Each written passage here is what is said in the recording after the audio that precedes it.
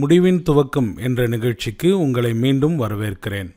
நாம் கடந்த சில எபிசோடுகளாக அநேக காரியங்களை பார்த்தோம். அதில் முக்கியமாக நோவாவை குறித்து அநேக காரியங்களை நாம் கேட்டு தெரிந்து கொண்டோம். இந்த ஒரு எபிசோட்லையும் கூட விசேஷமாக உங்களில் நிறைய பேர் இந்த நிகழ்ச்சியை பார்த்துட்டு அநேக கேள்விகளை கேட்டிருக்கிறீங்க. கர்த்தருக்கு சித்தம் இருக்குமானால் அடுத்த சில எபிசோட்களில் நம்ம நீங்கள் கேட்ட கேள்விகளுக்கு பிரதர் கிட்ட பதில் கேட்போம். Price Lord brother. பிரதர், விஷயம் என்னென்னா, நிறைய பேர் நம்முடைய எபிசோட்களில் தொடர்ந்து பார்க்குற நேயர்களுக்கு அநேக விதமான கேள்விகள் இருக்குது. நிறைய பேர் இப்போ கேள்வி கேட்குறாங்க. கர்த்தருக்கு சித்தம் இருக்குமானால் அடுத்த 2 எபிசோடில் இந்த கொஷன் ஆன்சராக நம்ம பார்ப்போம். ஆமாம், நாங்கள் எங்களுடைய மற்ற ப்ரோக்ராம்ஸ்லையுமே இப்போ அதை நாங்கள் பண்ணிகிட்டு இருக்கோம். என்ன அப்படின்னா, நிறைய பேர் கேட்டுக்கிட்டே இருக்காங்க நம்ம பேசுகிறத. இப்போ நம்ம இதுவே கிட்டத்தட்ட ஒரு 25 எபிசோடு கிட்ட ஆகிப்போச்சு. இப்போ கேட்டுக்கிட்டே இருக்காங்க. ஆனால் அவங்க எந்த அளவுக்கு புரிஞ்சுக்கிட்டாங்க, அவங்களுக்கு என்ன சந்தேகம் இருக்குது அப்படிங்கிறத நம்ம தெரிஞ்சுக்கிட்டா தான் அடுத்து நம்ம அவங்களுக்கு ஃபீட் பண்ணுறதுக்கு நல்லாயிருக்கும். ஆமாம். ஸோ இந்த மாதிரி ஒரு கொஸ்டின்ஸ் எனக்கு அந்த கான்வர்சேஷன்றது ரொம்ப நல்லா தான் இருக்கும். ஓகே பிரதர், இந்த ஒரு எபிசோடை ஒரு சாட்சியோடு கூட நான் தொடங்க விரும்புகிறேன். எனக்கு லாஸ்ட் வீக் ஒரு ஃபோன் வருது. நம்முடைய எபிசோடுகளை தொடர்ந்து பார்க்குற ஒரு சகோதரி ஃபோன் பண்ணி அவங்க இந்த நிகழ்ச்சிகளெல்லாம் தொடர்ந்து பார்க்குறாங்க. 2ஆம் வருகை குறித்து நம்ம பேசும்போது அவங்களுக்குள்ள வந்த சந்தேகம் என்னன்னா, ஒரு சில மாதங்களுக்கு முன்பதாக அவங்க தாயார் இறந்து போகிறாங்க. இப்போ அவங்களுக்குள்ள இருந்த கேள்வி என்ன அப்படின்னா, இப்போ எங்கள் அம்மா செத்து போயிட்டாங்க. ஏன்னா அவங்களுக்கும் அவங்க அம்மாவுக்கும் ஒரு நெருங்கிய உறவு இருந்தது. எப்போ அவங்க அம்மா இறந்துட்டாங்களோ அதன் பிறகு ரொம்ப வேதனையாக இருந்தாங்க. ஸோ அவங்களுக்குள்ள இருந்த கேள்வி என்னன்னா, எங்கள் அம்மா இறந்துட்டாங்க. ஸோ இப்போ எங்கள் அம்மா இறந்து பரலோகம் போயிட்டாங்க. நானும் அடுத்து எங்கள் அம்மாவை மீட் பண்ண முடியுமா, எங்கள் அம்மாவோட பேச முடியுமா, மறுபடியும் அந்த உறவு பரலோகத்தில் எனக்கு கிடைக்குமான்னு ஒரு கேள்வி கேட்டாங்க. ஸோ இந்த கேள்விக்கு உங்கள் பதில் என்ன? நிறைய பேருக்கு நம்ம இப்படி ஒரு கான்செப்ட்ஸ் இருக்கு. இதை கொஞ்சம் நம்ம டீப்பாக ஆரம்பத்தில் அதை எக்ஸ்பிளைன் பண்ணால் நல்லாயிருக்கும். ஆமாம். பொதுவாக நம்ம எல்லாமே இந்தியாவிலேருந்து ரட்சிக்கப்பட்ட ஒரு மக்கள். ஆமாம். பொதுவாக நமக்கு இங்கே இருக்கக்கூடியதான போதனைகள் என்ன அப்படின்னு கேட்டிங்கன்னா, நமக்கு நிறைய ஜென்மங்கள் இருக்கு, நிறைய லைஃப்ஸ் இருக்கு. நமக்கு 7 ஜென்மம் 6 ஜென்மம் இப்படிலாம் நிறைய இருக்கு. 3 ஜென்மத்தில் இப்படி பரப்போம். அது அவங்களுடைய நம்பிக்கையின் அடிப்படை. ஆனால் வேதம் என்ன சொல்லுது அப்படின்னா, ஒரே தரம் மறிப்பதும் பின்னர் நியாயத்தீர்ப்படைவதும் மனுஷனுக்கு நியமிக்கப்பட்டிருக்கிறபடியே எபிரேயர்ல இருக்கு. ஸோ நமக்கு ஒரு லைஃப் தான். நம்ம பைபிள் ஆண்டவர் நமக்கு அதுதான் சொல்லியிருக்கிறார், ஒரே லைஃப் தான். அப்போ இவங்களுடைய கான்செப்ட்ஸ் என்ன அப்படி இருக்குன்னா, இந்த ஜென்மத்தில் மறிச்சவங்கள அடுத்த ஜென்மத்தில் நம்ம பார்ப்போம். ஆமா, அப்படிங்கிறதான ஒரு விஷயம் இருக்கு. ஏன் கிறிஸ்தவத்தில் கூட ஒரு பிரிவினர் என்ன நினைக்கிறாங்க அப்படின்னா, இப்போ நீங்க ஒருவேளை ஒருத்தர் நமக்கு தெரிஞ்சவங்க இயேசுவை ஏற்றுக்கொள்ளாம இறந்துட்டாங்க அப்படின்னா, இப்போ அவங்க ஒருவேளை நரகத்துக்கு போயிடறாங்க. ஏன்னா இயேசுவை ஏற்றுக்கொள்ளணும், அங்கே தானே போகணும். இப்போ இங்கே அவங்களுக்கான ஒரு பரிகாரத்தை செஞ்சு பாவ மன்னிப்பு வாங்கி அவங்கள பரலோகத்துக்கு கூப்பிட்டு போயிடலாம். நாளைக்கு அவங்கள நம்ம போய் பரலோகத்துல பார்ப்போம் அப்படிங்கிற மாதிரிலாம் அவங்களோட கான்செப்ட்ஸ் எல்லாம் இங்கே இருக்கு. நிறைய உபதேசங்கள் இருக்கு. ஆமா.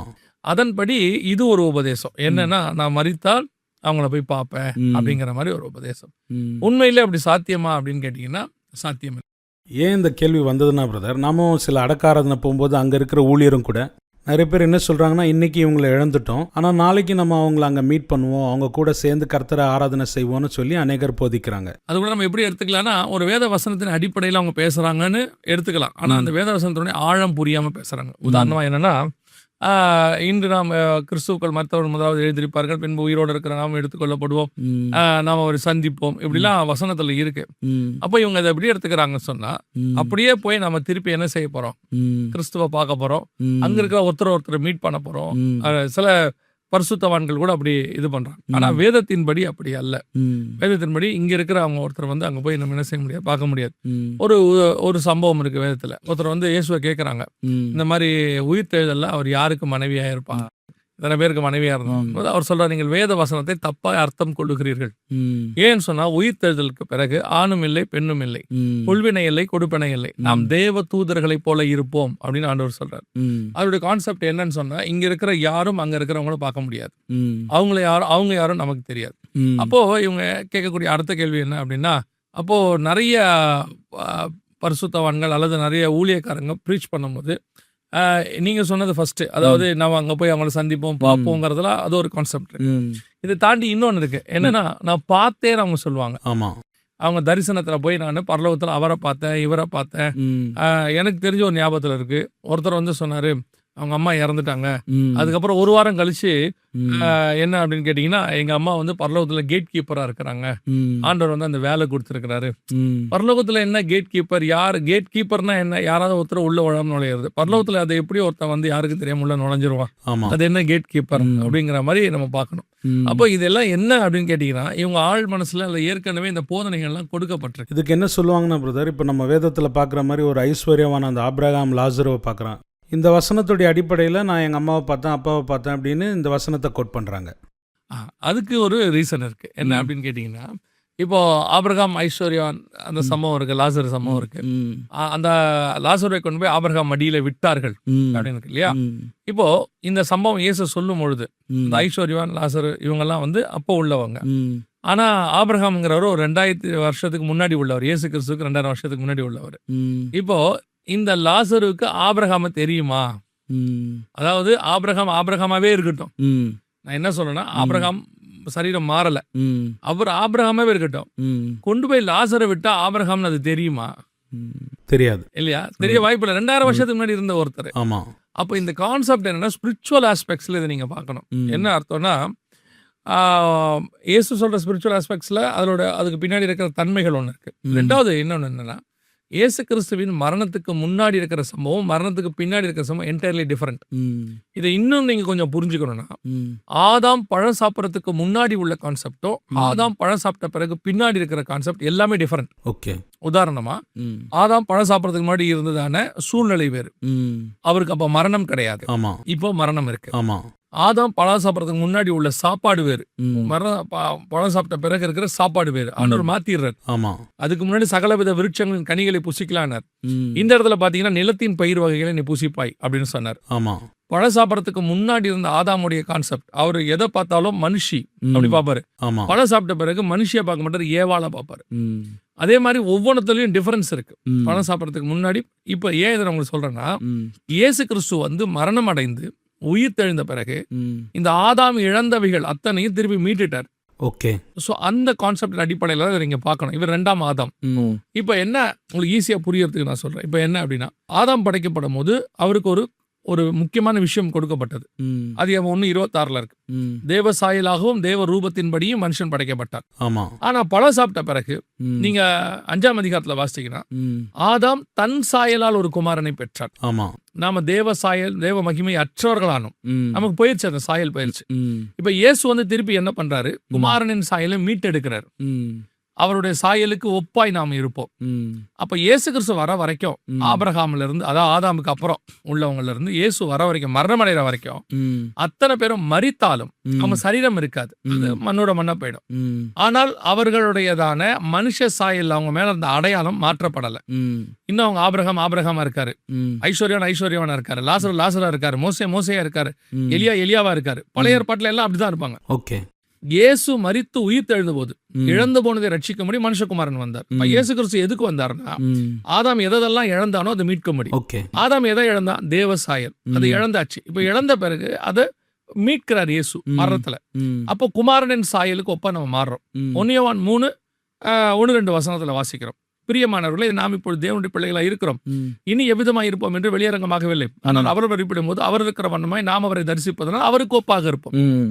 அப்ப அதோட அர்த்தம் என்னன்னா, இப்ப நாம இருக்கிற மாதிரி இல்ல, அவர் வரும்போது அவரை மாதிரி இருப்போம். அப்படின்னா பரலோகத்தில் நம்ம கிறிஸ்துவ போல இருப்போம். எல்லாரும் அவரையோட சாயல்ல இருப்போம். ஓகே. ஓகே. அவரை மாதிரியே தான் காணப்படுவோம். ம். ஏன்னா நம்ம படைக்கப்பட்டது காட்ஸ் இமேஜ்ல தான். ஆமாம். பிதா வந்து ஒருவராக இருக்கிறார். ம். ஆதியில் தேவன் ஒருத்தர் தான், கர்த்தர் ஒருவரே. ம். அவர் ஏன் ஒரு பூமியை ரெடி பண்ணி ம். அது உள்ள மனுஷனை கொண்டு வரணும் அப்படின்னு கேட்டா, அவருடைய சாயலுக்கு ஒப்பா இன்னொன்னு உருவாக்கணும். ம். அதான் அவருடைய ஆசை. ஆமாம். ஆனா அந்த மனுஷன் வந்து அந்த சாயலை இழந்துட்டான். இப்ப திருப்பி தன்னுடைய குமாரனை அனுப்பி அந்த சாயலை மீட்டெடுக்கிறார். ம். அப்ப திருப்பி பரலோகத்துக்கு போனா எல்லாருமே இயேசு கிறிஸ்துவின் சாயலுக்கு ஒப்பா இருப்போம். ஓகே. அதனாலதான் கண்ணாடியில் அவரை காண்கிறது போல. ம். இப்ப நீங்க கண்ணாடியில போய் உங்களை பார்த்தா நீங்க தானே தெரியணும். ಹೌದು. ஆனா பைபிள் சொல்லுது, கண்ணாடியில நீங்க போய் நின்னீங்கன்னா இயேசு தெரியவாராம். ம். ஏன்னு சொன்னா, ஸ்பிரிச்சுவலி நான் அப்படியே மாறி கிரைஸ்டா மாறணும். ஓகே. அந்த சாயல் மாறணும். ம். அப்போ ஒரு ஒரிஜினல் காப்பி கிரைஸ்ட், ம். இது எல்லாம் போட்டோ காப்பி. ஓகே. நம்ம எல்லாம் போட்டோ காப்பி. ம். இப்போ நாம என்ன பண்ணிட்டு இருக்கிறோம்னா, இந்த ஒரிஜினல் காப்பி மாதிரி மாறிக்கிட்டு இருக்கோம். ஆமாம். ஹெவன்ல இந்த ஒரிஜினல் காப்பியா மாறிடுவோம். ம். ஒரிஜினல் காப்பிக்கு ஒப்பா மாறிடும். ஓகே. அப்ப என்ன ஆயிடும் அப்படின்னு கேட்டீங்கன்னா, நம்ம எல்லாருமே கிறிஸ்துவ சாயல்ல இருப்போம். யாரையும் தெரியாது. இது ஃபர்ஸ்ட் பாயிண்ட். 2வது பாயிண்ட், நம்ம எல்லாருடைய சரி இப்போ இப்படி ஆயிருச்சு, விஸ்வாவை மாத்தியாச்சு. விஸ்வா வந்து கிரைஸ்ட் மாதிரி மாறிட்டாரு, சாயலுக்கு மாறிட்டாரு, பரலோகத்துக்கு போயாச்சு. இப்போ எம்டி ஜெகனும் வந்துட்டாரு. சரியா? இப்போ உங்களுடைய அடையாளத்தை வச்சு என்னால கண்டுபிடிக்க முடியாது. ஏன்னா நீங்க எப்படி மாறிட்டீங்க? கிறிஸ்துவை போல மாத்திட்டீங்க. இப்போ உங்களுக்கு கண்டுபிடிக்கிறதுக்கு இன்னொரு வழி இருக்கு. நம்ம நீங்க ரட்சிக்கப்பட்டதுக்கு முன்னாடி சினிமா பார்த்துருக்கீங்களா? பார்த்துருக்கு. சினிமாக்கெல்லாம் போயிருக்கீங்களா? போயிருக்கு. அந்த சினிமாவில் பார்த்தீங்கன்னா காணாம போன அண்ணனை கண்டுபிடிக்கிறதுக்கு, காணாம போன ஃபேமிலி கண்டுபிடிக்கிறது ஒரு ஃபேமிலி சாங் வச்சிருப்பாங்க. அந்த மாதிரிலாம் கான்செப்ட் வச்சிருக்கும். அந்த மாதிரி உங்களை கண்டுபிடிக்கிறதுக்கு இன்னொரு வழி இருக்கு. என்னன்னா, உங்க பேர் விஸ்வா, நீங்க இங்க ரெஜிஸ்டர் ஆயிட்டீங்க விஸ்வான்னு. ஸோ அங்க வந்து இறங்கி யார்ப்பா விஸ்வான்னு ஆட்டோமேட்டிக்கா ஏதோ ஒரு இடத்துல நீங்க திரும்பி பார்ப்பீங்க. நான் சொல்றது உலக பிரகாரமா இருக்கக்கூடிய கான்செப்ட். பரலோகத்துல வந்து விஸ்வா இப்ப நான் கத்துறனும் இல்லையோ, இப்போ சகோதரி இருக்காங்க, ஒய்ஃப் இருக்காங்க, எங்க வீட்டுக்கார பார்க்கணும்னா அவங்களுக்கு ஒரு எண்ணம் அங்க இருந்துச்சுன்னு வச்சுக்கோங்க. அப்போ அவங்க வந்து விஸ்வா எங்க வீட்டுக்கார பேரை சொல்லி கத்துறாங்கன்னு வச்சுங்க, ஆட்டோமேட்டிக்கா பரலோகம் திரும்பி பார்க்கும் தானே. அப்போ உங்களுக்கு கண்டுபிடிக்க முடியும். உங்களுக்கு தெரியும்ல என்ன யாரோ கூப்பிடுறாங்கன்னு. அதனாலதான் அவர் என்ன பண்றாரு, அவங்க பேரையே மாத்திடுறாரு. நான் புதிய நாமத்தை தெரிவிப்பேன். சோ நீங்க அங்க உங்க இமேஜ்ல இருக்க போறதில்ல, உங்க பேர் இருக்க போகிறதில்ல. இதெல்லாம் தாண்டி சரிங்க, இதெல்லாம் ஓகே, உள்ளுக்குள்ள என்ன இருக்கும் தானே அப்படின்னு கேட்டா, ரோமர் 12:2 சொல்றாரு, மனம் புதிதாகிறதுனாலே மறுரூபமாகுங்கள். உங்க ஹார்ட்டே நியூவா ஆயிடுமா. இன்னொன்று என்னன்னா பிரதர், இவ்வளோ நேரம் நம்ம பேசினதெல்லாம் எமோஷன்ஸ் சார்ந்து இருக்கு. ஒரு ரிலேஷன்ஷிப்பாக இருக்கலாம், ஒரு உறவாக இருக்கலாம், எல்லாமே இது உணர்ச்சிக்கு சம்மந்தப்பட்டதாக இருக்கிறதுனால இந்த உணர்ச்சிகளெல்லாம் நம்ம பரலோகத்தில் பார்க்க முடியாது இல்லையா. இப்போ என்னன்னா, ஃபர்ஸ்ட் இவங்க பேசிக்காக இவங்களுக்கு புரிஞ்ச விஷயத்துல நம்ம சொல்லிடணும். இவங்க இப்படிலாம் யோசிப்பாங்கல்ல, அதுக்கு நான் சொல்றேன், இதுக்குமே பரலோகம் பதில் கொடுத்து வச்சிருக்கு. அங்க உங்களுக்கு பேர் இருக்காது, இங்க இமேஜ் இருக்காது, உங்க மனம் இங்க இருக்க மனம் புதிதாக்குறதுனாலே மறுரூபமாயிடுவீங்க. எல்லாமே அழிவுள்ளதான இது அழியாமையும் சாவுக்கு ஏதுவான சாவாமையும் தரித்துக் கொள்ளும். சரியா? வேற இடத்துக்கு நம்ம போயிட்டோம். இதெல்லாம் தாண்டி ஃபைனலா நான் சொல்றது, பூமிக்குரியதான எந்த எண்ணமும் உங்களுக்கு இருக்காது. ஆமா, நீங்கள் வந்து கிறிஸ்துவுக்கு ஒப்பாய் மாறி இருப்பீங்க. அப்படி இருக்கும்போது நீங்க எப்படி இன்னொருத்தரை பாப்பீங்க?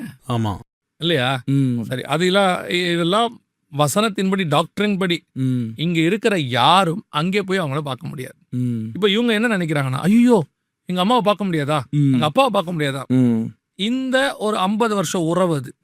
ஆமா இதானே. ஆமா.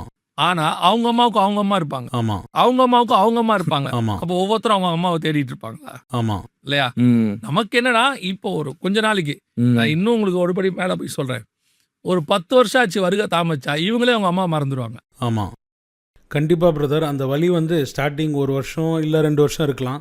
நாட்கள் கடக்க கடக்க அந்த வலியை வந்து நம்ம மறந்துடுறோம். அப்போ நாள் ஆக ஆக ஆட்டோமேட்டிக் என்ன ஆயிடுது, அந்த காரியத்தை மறந்துடுவாங்க. சரியா? சரி, அதுக்கப்புறம் இப்போ அந்த அவ்வளவு நேசிக்கிறாங்களோ அவங்க அம்மாவை, அவங்களையே ஒரு 2 வருஷம் கழிச்சு, சரி நீங்க வேணா அந்த கல்லறையை தோண்டி அம்மாவுடைய பாடி எடுத்துக்கணும், எடுத்துப்பாங்களா? சான்ஸே இல்லை, எடுக்க மாட்டாங்க தானே. ஆமா. அது இந்த நேரத்துல ஒரு எமோஷனல்ல ஏற்படக்கூடிய விளைவு. இப்போ நம்மளுடைய தாத்தாவை பத்தி நீங்க என்னைக்காவது கவலைப்பட்டிருக்கீங்களா? இல்ல. இருந்திருக்காரு தானே. ஆமா. கொள்ளு தாத்தா இருந்திருக்காருல்ல, அவரை பத்தி நீங்க கவலைப்பட்டீங்களா? ஐயோ எங்க தாத்தா எப்படி இருப்பார், உங்க கற்பனையில அது இருக்கு? இல்ல, இருக்காது. அவ்வளவுதான். இது ஜஸ்ட் இப்போ இருக்கக்கூடிய ஒரு எமோஷன். ஓகே. அந்த நேரத்துல சில ஊழியக்காரங்க அவங்கள பயன்படுத்திக்கிறாங்க. அந்த நேரத்துக்கு ஏற்ற மாதிரி அவங்கள பயன்படுத்தி, பரலோகத்துல அப்படி இருக்காங்க, கவலைப்படாதீங்க, பரலோகத்துல வந்து அப்பா அந்த மாதிரி ஒரு கேட்டகரியில இருக்காரு, அப்பா இந்த மாதிரி ஒரு வேலையில இருக்காரு. இது எல்லாமே வந்துட்டு ஒரு உலக பிரகாரமாக சொல்லப்பட்டதான கருத்துக்களை இவங்க ஸ்பிரிச்சுவல் மூலம் பூசுறோம். ஸோ டெம்பரவரியா அவங்கள கன்சோல் பண்றதுக்காக சொல்ற வார்த்தை இது. கன்சோல் கூட தப்பா பண்ணக்கூடாது இல்ல. ஃபெயில் ஆகிறவனை கன்சோலுக்காக நீங்க பாஸ் ஆகிறன்னு சொன்னா ஓகேவா? இல்ல, அவன் ஃபெயில் ஆயிட்டான், சர்டிபிகேட் இருக்கு, கவலைப்படாத, நீ பாஸ்ன்ட்டு, அதுக்கு பேர் கன்சோல் கிடையாது, அதுக்கு பேர் பொய். கன்சோலுங்கிறது என்னன்னா, கவலைப்படாத, அவங்க பரலோகத்துல இருக்காங்க, இல்ல பரதீசியில இருக்காங்க, ஏசப்பா அவங்களை நம்மளை விட நல்லா பத்திரமா பார்த்துப்பாரு, அவங்களுக்கு நம்ம என்ன இருக்காது, அவங்க நம்மளை பத்தி கவலைப்பட மாட்டாங்க. நியாயமா இப்ப நான் அம்மாவை பத்தி கவலைப்படுறேன்னு வச்சுக்கோங்களேன், எனக்கு அம்மா மேல இருக்க பாசம் ஜாஸ்தியா, அம்மாவுக்கு ஏன் மேல இருக்க பாசம் ஜாஸ்தியா? அம்மாவுடைய பாசம் தான் ஜாஸ்தி. அவங்களே அதை மறந்துட்டு இயேசுவோட இருக்காங்கல்ல. ஆமா இல்லையா? ஏன்னா அவங்க மாம்சமும் ரத்தத்திலும் இல்ல, அவங்க ஆவியில போயிட்டாங்க, அவங்களுடைய மனம் புதுசாயிருச்சு, அவங்களுடைய எல்லாம் புது. இப்ப சரி, அதெல்லாமே ஒரு படி இருக்கட்டும். இப்போ தெரியுதுன்னே வச்சுங்க. இப்ப நீங்க போய் ஒரு அம்மாவையோ அப்பாவையோ என் கூட இருக்கலாம் வாங்கன்னு கூப்பிட்டா வந்துருவாங்களா பரதேசியை விட்டு? இல்ல. விரட்டி விட்டுருவாங்க. ஆமா நான் நிம்மதியா இருக்கேன் இங்க, ஆமா ஆமா பசி இல்லை, தாகம் இல்லை, வெயிலாகிலும் இல்லை, மழையாகிலும் இல்லை. அங்கே வந்து நம்ம ஆட்டுக்குட்டியானதாமே அவர் தண்ணீர் அண்டையில் நடத்துகிறார். அவ்வளோ சந்தோஷமா இருக்கிற அவங்கள போய் இங்க நாம, அதாவது மாம்சத்தில் துக்கம் வருவது இயல்பு. ஏன்னா மாம்சத்துல இருக்க இயேசுவே கண்ணீர் விட்டார்னு இருக்கு. இயேசுவே கண்ணீர் விட்டார், நாம அழுவுறோம். நான் ஒரு சைனீஸ் வீட்டுக்கு போயிருந்தேன், சீனக்காரங்க வீட்டுக்கு நான் போயிருந்தேன். ஒரு மரணத்துக்கு போயிருக்கேன். பொதுவா நமக்கு என்ன எப்படி இருக்கும், மரணம் என்றால் நம்ம எப்படி இருப்போம், ஒரு துக்கமா சோகமா. ஆமா. அதுவும் கார்ல போகும்போது நார்மலா போனாலும் அந்த வீட்டை பார்த்தோட நம்ம எப்படி ஆயிடுவோம், ஆமா, ரொம்ப பிரேக் டவுன் ஆயிடும், ஒரு விதமான இதாயிடும். அப்போ நான் இறங்கி முகம் சோகமா, நானும் என்னை கூட்டு போறது இன்னொரு போதகர். ஆக்சுவலா அந்த போதகருக்கு தான் ஒரு பழக்கம், நான் கூட தான் போறேன். அப்போ ஆட்டோமேட்டிக்கா நம்ம முகம் சோகம் ஆயிடும்ல. அப்படி சோகமா அங்க போனா அவங்க எல்லாம் சந்தோஷமா இருக்காங்க, சந்தோஷமா இருக்காங்க. அப்போ இவர் போய் ஐ எம் சாரி அப்பாவுக்கு எப்படி ஆயிடுச்சுன்னா, அவரு ஏய் come on man, my father went to heaven அப்படிங்கிறாரு அவரு. Come come have some coffee அப்படிங்கிறாங்க. அந்த வீடே சந்தோஷமா இருக்கு. எனக்கு அதை பார்க்கும்போது இது ஆக்சுவலி பைபிள் இதை தான் சொல்லுது. ஆமா. 1 தெசலோனிக்கேயர் 4:13 சகோதரரே மரித்தோரை குறித்து நீங்கள் அறிவில்லாத இருக்க எனக்கு மனம் இல்லைங்கிறாரு பவுல். நீங்க துக்கப்படாதீங்க, ஆனா துக்கம் இருக்கு. அப்போ அவங்க திரும்பி வருவாங்க. இந்த வார்த்தைகள்னாலே ஒருவரை ஒருவர் தேற்றிக்கொள்ளுங்கள். தேற்றிக்கொள்ளணும் அப்ப என்ன அர்த்தம்னா ஆறுதல் இல்ல, இது தேற்றிக்கொள்ளுங்கள்னு அர்த்தம். சோ இதை அவங்க என்ன செய்யறாங்கன்னா லிட்டரலா பிராக்டிக்கலா அந்த வீட்டுக்காரங்க செஞ்சாங்க, நான் பார்த்தேன். அப்போ எனக்கு ஒரு எண்ணம், நம்மளும் அப்படிதான் இருக்கணும். நம்ம வீட்டுல யார் மரிச்சாலும் நம்ம எப்படி செய்யணும், சந்தோஷமா பரலோகத்துக்கு அனுப்பி வைக்கணும். எல்லாம் இருந்தது. எங்க அம்மா ஒரு நாள் கர்த்தர் கூட நித்திரை அடைஞ்சாங்க.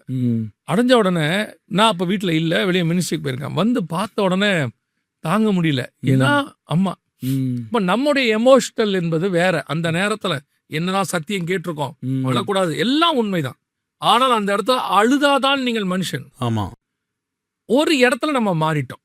அந்த அந்த அந்த பிரசன்ட் சிச்சுவேஷன்ல நம்ம அழுதும். அம்மாவை கொண்டு போயிட்டு கல்லறையில குழியில வைக்கிறாங்க. என்ன மைண்ட் வருதுன்னா, இனி நமக்கு அம்மான்னு ஒருத்தர் இல்லை இந்த பூமியில. ஆமா. ஏன்னா 50 வருஷமா நம்ம கூட இருந்திருக்கிறாங்க, இப்ப அவங்க இல்லையே அப்படிங்கறது வந்து பிரிவு. அது எமோஷனல். அது ஒரு காலகட்டத்தில் மாறும், ஒரு இடத்துல புரிதல் வரும். என் கூட இருந்த காலகட்டத்தை விட எங்க அம்மா இப்ப அங்க சந்தோஷமா இருக்காங்க. ஆமா.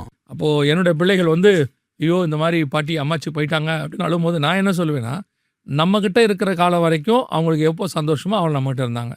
இனி நம்ம கிட்ட இருந்தா அவங்க சந்தோஷமா இருக்க மாட்டாங்க. ஆமா. அதனாலதான் பரலோகம் என்ன பண்ணிருச்சு, எடுத்துக்கிட்டு ஆண்டவர் என்ன செய்யறாருன்னா, நான் குறிப்பிட்ட காலம் வரைக்கும் இதுதான் உனக்கு பெஸ்ட் டைம். இப்போ நீங்க ஒரு இட்லியோ தோசையோ வேக வைக்கிறீங்க, அதை அப்படியே எடுத்துட்டா மாவு ஒரு குறிப்பிட்ட நேரம் வரைக்கும் அந்த தோசை கல்லது என்ன செய்யணும், வேகணும். ஆனால் ஒரு அளவுக்கு மிஞ்சி நீங்க வேக வச்சா அது என்ன ஆயிடும், கருகி போயிடும். அவ்வளவுதான். அதுக்கப்புறம் நீங்க சாப்பிட முடியாது, வேஸ்டா போயிடும். அவ்வளவே நம்ம ஆத்மா, அவ்வளவுதான். ஆண்டவர் ஒரு பீரியட்ல நம்மள மாவு மாதிரி கொண்டாந்து இங்க விட்டாரு, அப்படியே பூமியில நம்மள உருவாக்குனாரு, ரெடியானார், நல்ல பதமாயி இனி அது பரலோகத்துக்கு ரெடி ஆயிடுச்சுன்னு உடனே தூக்கி போட்டு மேல கொண்டு போயிடுவாரு. இன்னொன்று என்னென்னா பிரதர், நீங்கள் சொன்ன பிறகு ஒரு விஷயம் என்னென்னா, உலகத்தில் இருக்கிறவங்களுக்கும் நமக்கும் என்ன டிஃப்ரென்ஸ் அப்படின்னா, நமக்கு மரணத்துக்கு பிறகு ஒரு நம்பிக்கை உண்டு, அவங்களுக்கு இல்லை. அந்த ஒரு நேரத்தில் இன்கேஸ் நம்ம அம்மாவோ யாரோ இறந்து போகிறாங்க அப்படின்னா வேறவங்களுக்கு அந்த ஹோப் இல்லை, ஆனால் நமக்கு நம்முடைய அம்மாவோ மற்றவங்களோ அந்த பெட்டர் பிளேஸுக்கு போயிருக்கிறாங்க. ஸோ அந்த நேரத்தில் வர ஜனங்களுக்கு நம்ம ஒரு காஸ்பலாக கூட அந்த நேரத்தை யூஸ் பண்ணலாம். நான் ஏன் இந்த விஷயத்த சொல்கிறேன் அப்படின்னா, என் வாழ்க்கையிலும் கூட 2 வருஷத்துக்கு முன்னாடி எங்கள் அம்மா தவறிட்டாங்க. அவங்க வந்து ஹாஸ்பிட்டலில் 7 நாள் ஐசியூவில் இருந்தாங்க. அப்போ அந்த இடத்துல ஹாஸ்பிட்டலில் இன்னொருத்தரும் கூட ஆக்சிடென்ட் ஆகி ஐசியூவில் இருந்தாங்க, ரொம்ப கிரிட்டிக்கலாக இருந்தாங்க. அப்போ எப்போ எங்கள் அம்மா தவறிட்டாங்களோ அப்போ அவங்கெல்லாம் வந்து என்னை கன்சோல் பண்ணாங்க, உங்கள் அம்மா இப்படி ஆகிட்டாங்கன்னு. அப்படி கன்சோல் பண்ண வரும்பொழுது நான் அவங்கள பார்த்து என்ன சொன்னேன் அந்த நேரத்தில்னா, எங்கள் அம்மா வந்து பெட்டர் பிளேஸில் இருக்கிறாங்க, இன்றைக்கி எனக்கு ஒரு நம்பிக்கை இருக்குது, ஒருவேளை நான் என் அம்மாவை இழந்திருக்கலாம், ஆனால் நான் நம்புகிறேன் எங்கள் அம்மா ஆண்டவர்கிட்ட இருக்கிறாங்கன்னு. அந்த பர்டிகுலர் டைமில் நம்மளை கன்சோல் பண்ணுற ஜனங்களுக்கு நம்ம ஆண்டவருடைய சுவிசேஷத்தை சொல்கிறதுக்கு ஒரு நல்ல வாய்ப்பாக அது அமையுது. ஆமாம், அது நிறைய பேரை நான் பார்த்துருக்கேன். இந்த இப்போ ஒருத்தர் மரணம் அடைஞ்சிட்டாங்கன்னா அவங்களுடையதான ஒரு 60th டே இல்லை ஒரு 3rd டே ஒரு மீட்டிங் வைப்பாங்க, ரிமெம்பரன்ஸ் மீட்டிங். அதை காஸ்பல் மீட்டிங்கா நடத்துனவங்களா இருக்காங்க. ஆமா ஆமா இல்லையா? அந்த மீட்டிங்ல அவங்க சாட்சி சொல்லுவாங்க.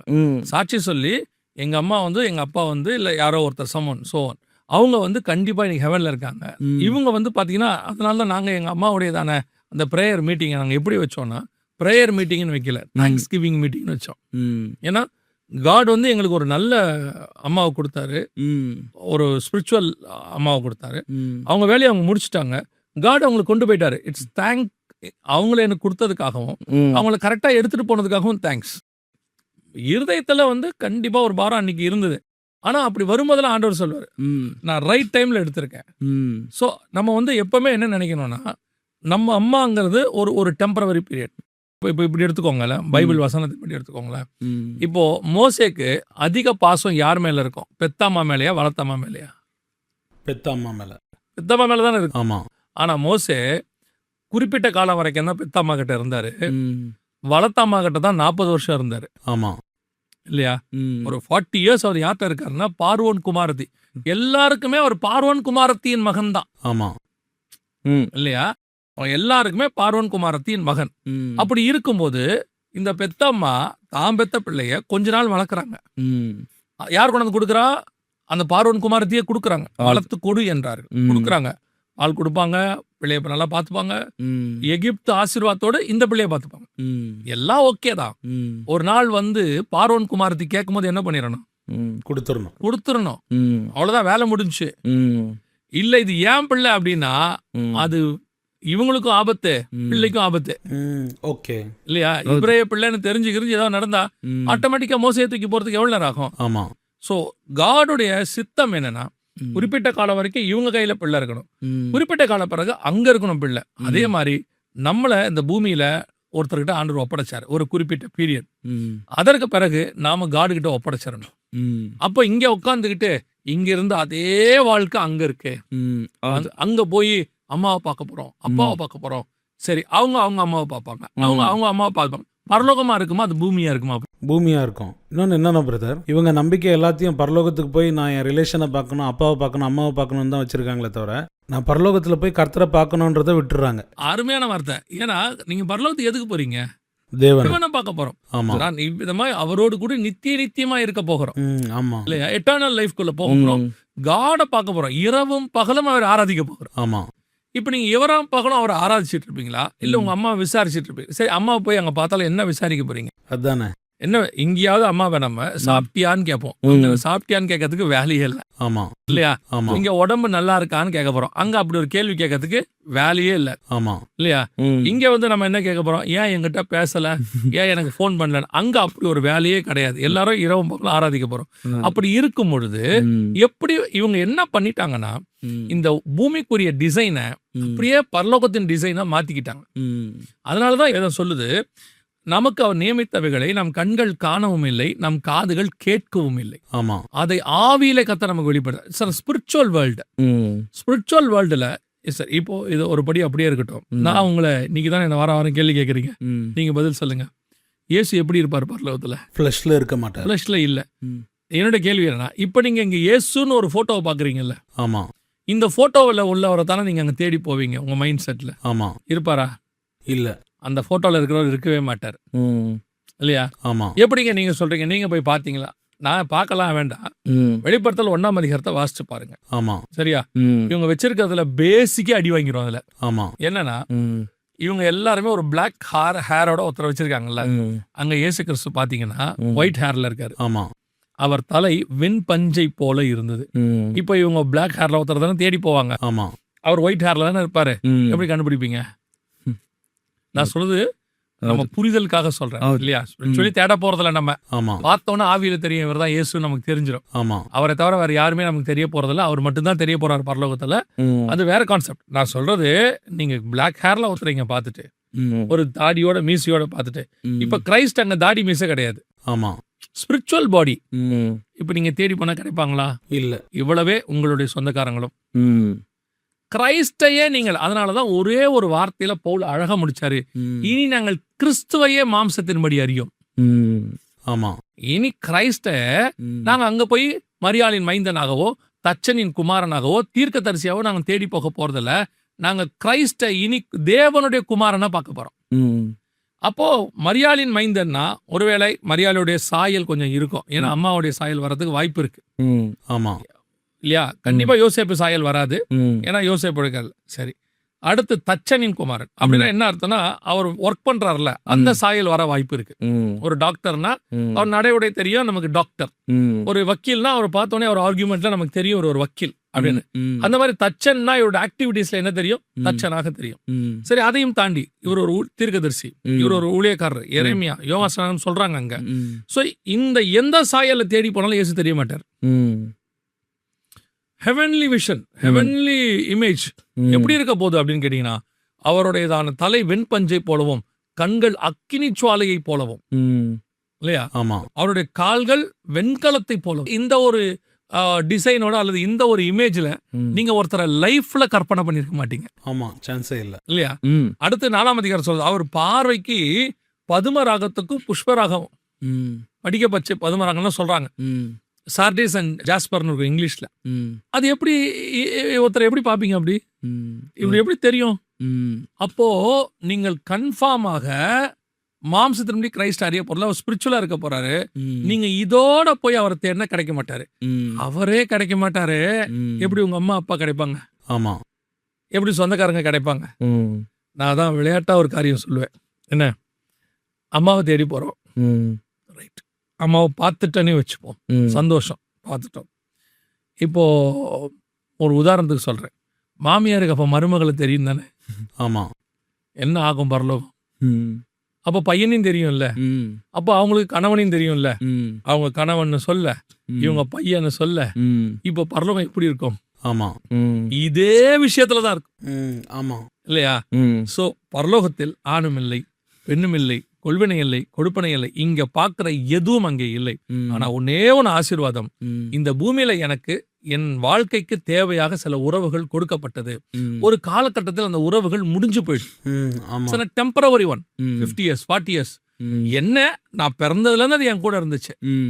அது வேற வழியில், அது இயல்பு.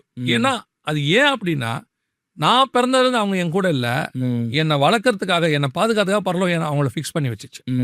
ஆமா, மோசே அம்மா ஃபிக்ஸ் பண்ண மாதிரி. ஆனா பெத்தவங்க அவங்க தான், ஆனா ஃபிக்ஸ் பண்ணாங்க. அதே கான்செப்ட் தான். ஒரு நாள் எல்லாம் முடிஞ்சிட்டு என் தாயும் தகப்பனும் எல்லாமான இயேசுவை நான் பார்க்க போவேன். அப்படி பரலோகத்துல நுழைஞ்ச பிறகு யாரை பார்க்கிற ஆசையும் எனக்கு இருக்காது, எண்ணம் இருக்காது. நான் முழுசா பரலோக பிரஜையா மாறி இருப்பேன். வெறும் பிதாவாகிய தேவனையும் இயேசு கிறிஸ்துவையும் அவரையே பார்க்கிறவரை காணப்படுவேன். இவ்வளவுதான் கான்செப்ட். ரொம்ப சந்தோஷம் பிரதர். இன்னைக்கு ரொம்ப முக்கியமான எபிசோடு. ஏன்னா இந்த கேள்வி நிறைய பேருக்குள்ள இருந்தது. கர்த்தருடைய கிருபையினால நிறைய பேருக்கு இன்னைக்கு பதில் கிடைச்சிருக்குன்னு நான் நம்புறேன். அடுத்த எபிசோட்ல இன்னும் சில கேள்விகளை பார்ப்போம். இந்த எபிசோடுக்கு வந்ததுக்காக நன்றி.